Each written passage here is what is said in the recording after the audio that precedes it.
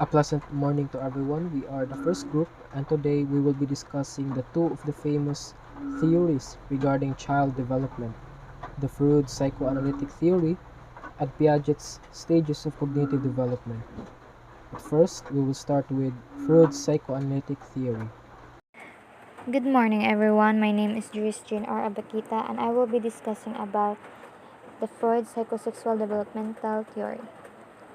Sigmund Freud is a big name in the field of psychology because of his notable work on psychoanalysis. His theory proposed that the way parents dealt with their children's sexual and aggressive desires will determine whether or not they would become a well-adjusted adult. So regarding the first paragraph, is according to Freud's theory is that the way parents deal with their children's sexual and aggressive desires will determine if they are a suited adult or not. It means that if parents are ready to accept or deal it to the proper way, it determines that they are adjusted or accepting something that they are not accustomed to. Take note that the word desires refers to instinct or appetites that motivate human behavior that needs to be satiated. So, Freud's psychosexual theory revolves around erogenous zones like mouth, bowels, bladder, and genitalia, and how our desires at that age often revolve around a specific erogenous zone. So, the second paragraph tells us about the so-called desires of human being that needs to be satiated. Satiated means need to be fulfilled at some point. And according to his theory, this revolves around his erogenous zone. Erogenous means part of the body that excites sexual feelings when touched or stimulated.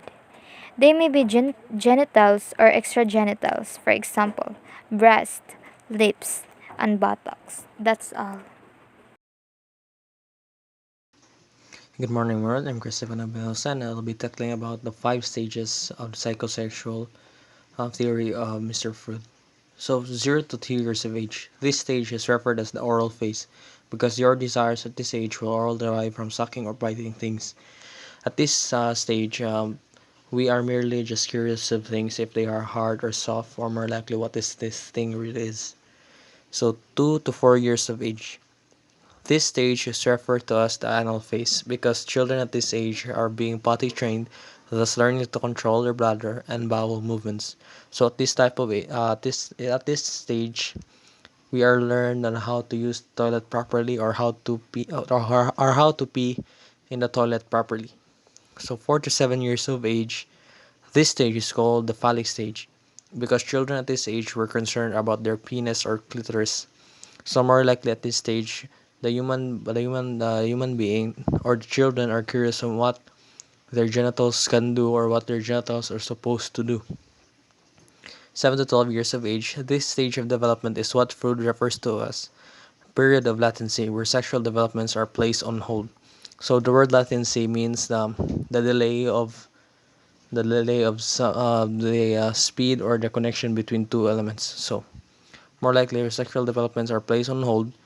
At this stage, the sexual desires of the human children's body is merely delayed to somewhere part that they are hidden until they reach a stage of adolescence. So 13 years of age and onward, this stage is called the genital phase because of how attraction to the opposite sex starts during this age. So more likely at this age, people are getting to know what they call as love, or they get attracted to their opposite sex, meaning they are more interested, more likely in their the opposite sex of the being of the human. So they get attracted to, as well as they are more likely or the desire of themselves inside their body. So Freud's psychosexual therapy theory proposed that early experiences had the greatest power to mold a child's development. A pleasant morning to everyone. I am Samuel D. Aniscal, and on this time, I will be discussing to you the Piaget stages of cognitive development. But first and foremost, let's open up a brief information of the said theory. For 60 years, John Piaget conducted research on cognitive development. His research method involved observing a small number of individuals as they responded to cognitive tasks that he designed. These tasks were later known as Piagetian tasks. According to it, John Piaget, a psychologist, and also the one who invented the cognitive development theory, conducted a research before, which became a famous task today, which is the Piagetian task. Piaget called his general theoretical framework genetic epistemology because he was interested in knowledge in human organisms. Piaget was initially into biology, and he also had a background in philosophy. Knowledge from both these disciplines influences theories and research of child development. One of his researches, Piaget came up with the stages of cognitive development. Later on, John Piaget called his general theoretical framework the genetic epistemology for the reason that he is interested in human organisms. A mixture of interests from Piaget enabled the theory to be made. So what is Piaget's stages of cognitive development? Actually, there are 4 stages of cognitive development on child according to Piaget. The first stage is sensory motor stage. So what is this stage all about? Sensory motor stage, the first stage corresponds from birth to infancy. This is the stage when a child who is initially reflexive in grasping, sucking, and reaching becomes more organized in his movement and activity. The term sensory motor focuses on the prominence of the senses and muscle movement through which the infant comes to learn about himself and the world. So according to John Piaget, a child from birth to infancy are already capable in what he or she is seeing in his or her surroundings, which will be processed directly to the sensory senses, and this enables them to process everything around them. So there is a certain ability present in this stage. What is this? This is object permanence. So what is object permanence? This is the ability of the child to know that an object still exists even when out of sight. This ability is attained in the sensory motor stage. So this ability is present in this stage where the intellectual development of the child is mostly hit on his or her sensory motors, and that enable them to remember everything that they saw, and even when out of sight, they can still able to remember it. So the second stage of Piaget's stages of cognitive development is the pre-operational stage. So what is this stage all about? The pre-operational stage covers from about 2 to 7 years old, roughly corresponding to the preschool years. Intelligence at this stage is intuitive in nature. So if we will say intuitive, meaning the child always believes on what he or she sees, even without proper reasoning. From first stage, we all know that the child remember what he or she sees, but this time around, in this stage, the child can already believe what he or she sees, even without proper reasoning. So at this stage, the child can now make mental representations and is able to pretend. The child is now ever closer to the use of symbols. This stage is highlighted by the following. First is the symbolic function. So what is symbolic function? This is the ability to represent objects and events. A symbol is a thing that represents something else. A drawing, a written word, or a spoken word comes to be understood as representing a real object like MRT train. Symbolic function gradually develops in the period between 2 to 7 years. So for example, a child playing with a toy can mentally picture and experience the toy even after it has been taken away and he or she can no longer see it. So that is the symbolic function. Second is egocentrism. So this is the tendency of the child to only see his point of view and to assume that everyone also has the same point of view. The child cannot take the perspective of others. So example of egocentrism is, you can see this in a 5-year-old boy who buys a truck for his mother's birthday, or a 3-year-old girl who cannot understand why her cousins call her daddy uncle and not daddy. So that is an example of egocentrism. Third is centration. This refers to the tendency of the child to only focus on one aspect of a thing or event and exclude other aspects. So for example, when a child is presented with 2 identical glasses, with the same amount of water, the child will say that they have the same amount of water. However, once water from one of the glass is transferred to an obviously taller but narrower glass, the child might say that there is more water in the taller glass. The child only focused or centered only one aspect of the glass, that it is a taller glass. The child was not able to perceive that the new glass is also narrower. The child only centered on the height of the glass and excluded the width in determining the amount of water in the glass.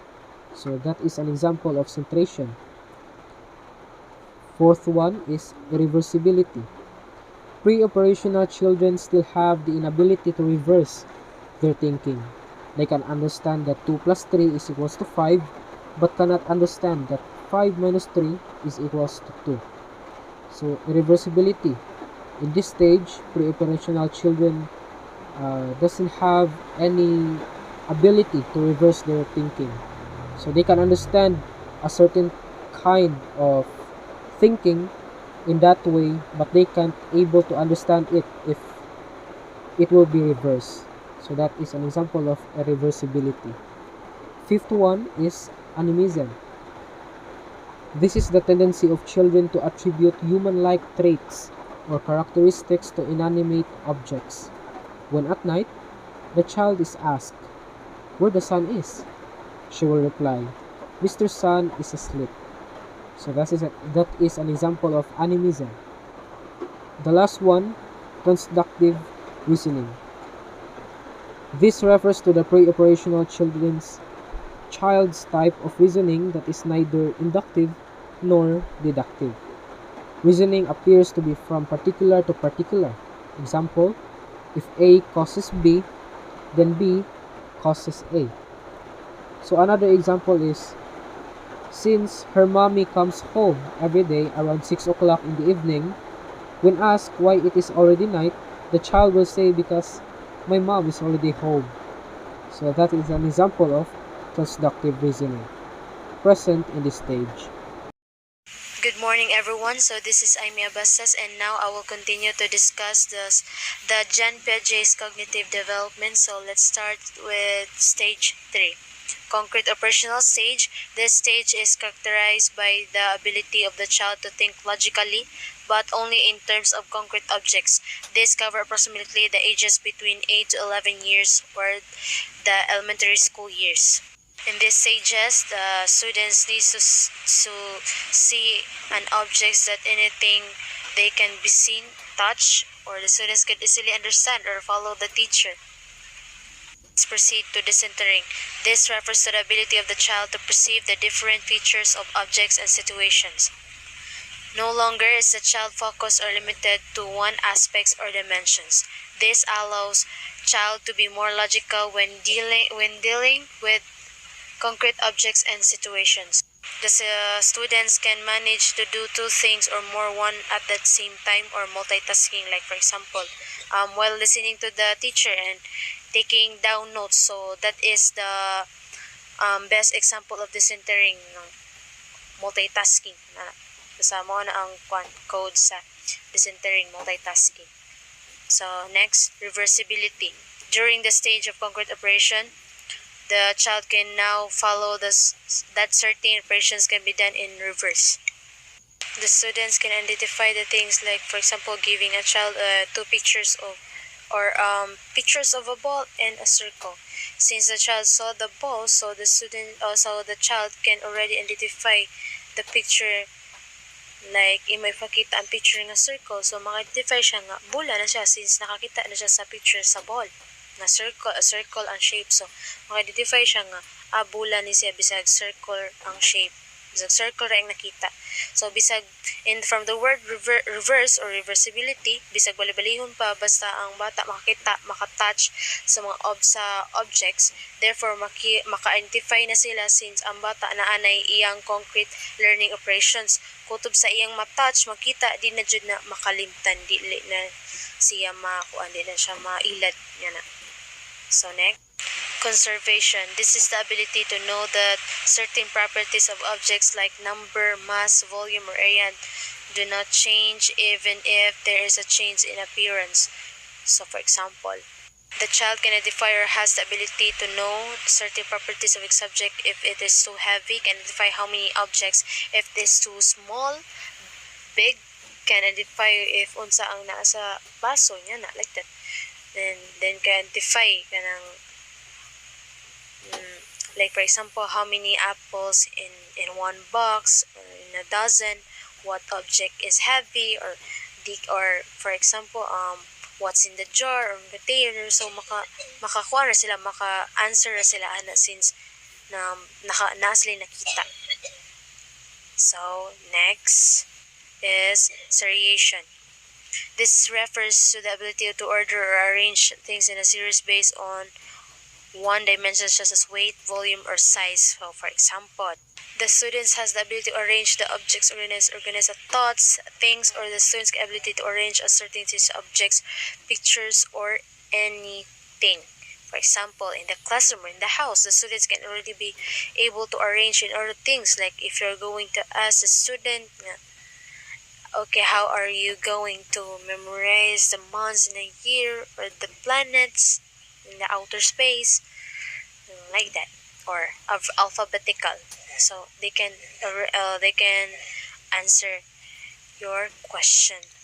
So next, by the way, so for stage 3 is more on the students is need siya kuan kanang naay makita ang bata, like kanang visual aids or ilang mahikap, yun na mahikap, makita, matouch nga.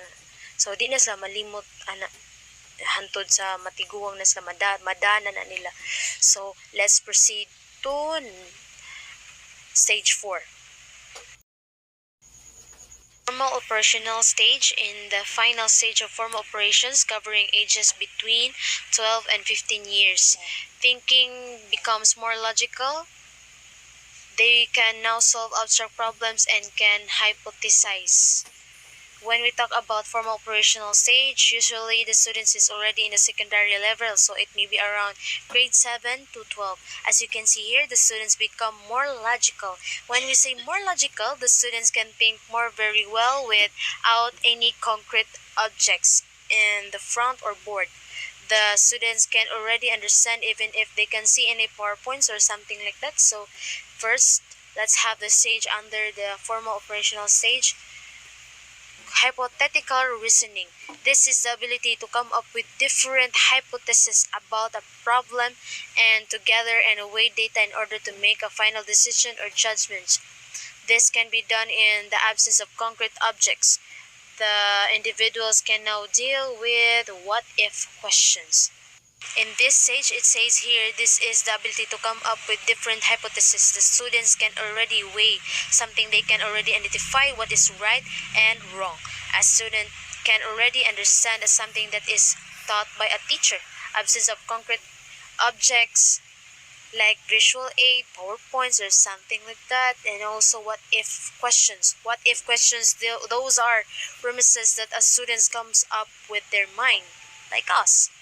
Ay kanang kuan kanang ay inawa ta maagi ta na pero ambot lang sa uban, pero for sure naagi ta ng anang mga what if. So kita ra say makatubag sa atong mga what ifs, like what if I'm going to study my assignment today, so tomorrow expectedly makakuha kag kanang dako nga score or taas nga score, dili mo gamay mo grado. So let's proceed to analogical reasoning. This is the ability that can perceive or understand. The students can relate into one instance and then use that relationship to narrow down possible answer in another similar situation or problem. The individual in the formal operation stages can make an analogy where the students know how to relate about. The students can already apply, understand, or understood the lessons that the student can apply since it's rainy season. So therefore, some areas are nandiyan siya ang mga kanang landslide, and of course baha sa bukid, and also sa even sa city na mga baha. the students already know that planting trees is important in order to avoid the landslide. They will understand that they need to plant more trees, and that's it. They apply into the real life, like kanang magbaha sa syudad nga na kanang dili mo patakaglabay kay kuan siya, mahimo siyang barrier sa mga kanal, dili ang mga tubig dili kalaos-lahos og kanang agos, like nga nga makaan ang bata nga so dapat dili na di na ko patakaglabay ako ang basura kay kanang makakos ni siya paha o anong makuan kanang ang mga basura stranded or mahimo siyang barrier sa tubig nga agianan sa kanang paha, like that. So next, deductive reasoning. This is the ability to think logically by applying a general rule to a particular instance or situation. Deductive reasoning. From the word deductive, it is a broad or kanang taas ra ba? Daghan kig kana or daghan kig kanang kuan gali, daghan gali kaayo kana siyang daghan kag meaning or daghan kag masulti ana like that. In Piaget's theory, it may also apply like they know how to make a reason, can make a different opinions like what I said earlier. Makakuan sila, makagathered sila mga opinions or anang daghan sag meaning ana. Daghan sag meaning mahatag or pa-explain no nimo ang students or ang bata ni pa-explain no nimo sa mga pictures na imo provide or imo ipakita or unsa imo ipakita nila or anything. Daghan sila different ideas or meaning nga ma-contribute or mahatag. Example, picture of a cat nga or kanang mga sa mga pets nga makadaghan sa identify at kanang kuan ganahan ko ana kay hilig kay ko kanang kuan hilig kay ko anang iring ana kanang cat lover ko, animal lover ko ang ana di ko ganahan ana kay mangamba siya, mahadlo ko kay kanang kuan kaayo kanang taas kay kuko ana kanang di ko ganahan ana kay asmahon ko ana. Daghan sila kuan gali mahatag nga kuan opinion. So they can differentiate in the picture or what unsay ilang makita. More developing, many experience learnings and a develop na ilang creative thinking. So unlike sa concrete operational stage sa stage 3 nga need same na sa if naay makita ang bata, so dili na tumalimtan like maiga sa kaning stage 4 ang kalayan sa stage 4 ang stage 4 formal operational stage bisag wa na nakita wa kay provide nga picture kay naagi na sa stage 3, so dili na dapat silang dali na sila maka-gather og opinion or meaning maka-answer, maka-identify. They have their ability to answer, or they can be able to answer directly without any objects that in front of them or in the board or anything. That's it. So that's all. And by the way, before I end this, note Freud's psychoanalytic development theory mainly features the psychosexual development of the child, or in other words, the behavioral aspect of sexual development, while Piaget's stages of cognitive development mainly features the cognitive development of the child, or in other words, the development of cognitive domains of the brain. So that's all. Thank you.